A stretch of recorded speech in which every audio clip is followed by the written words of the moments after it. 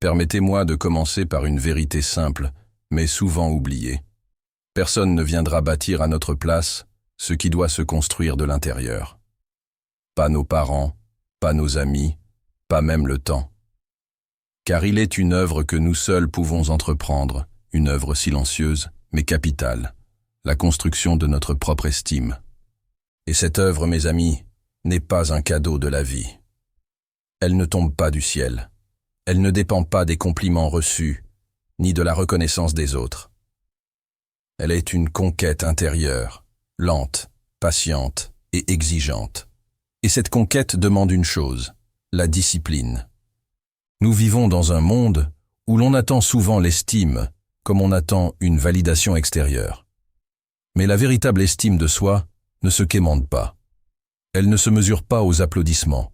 Elle ne se construit pas sur des likes, ni sur des regards.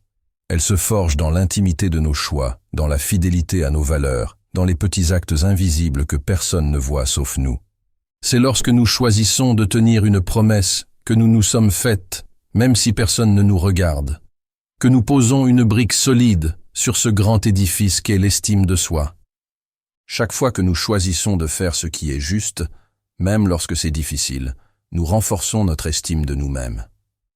Nous nous prouvons par l'action que nous sommes capables, dignes, constants. Prenons un exemple simple de la vie courante. Lorsque le réveil sonne à 6 heures, on peut le repousser, ou on peut se lever, aller marcher, courir, écrire, travailler, méditer. Ce geste semble banal, et pourtant c'est un pacte respecté avec soi-même. Et ces pactes répétés deviennent une fondation solide. Ce n'est pas dans les moments de gloire que nous construisons notre estime. C'est dans les moments de doute, quand nous tombons, que nous nous relevons, quand nous échouons, mais que nous essayons à nouveau. L'estime de soi n'est pas un sentiment passager. C'est le fruit d'une cohérence entre ce que nous disons, ce que nous croyons et ce que nous faisons.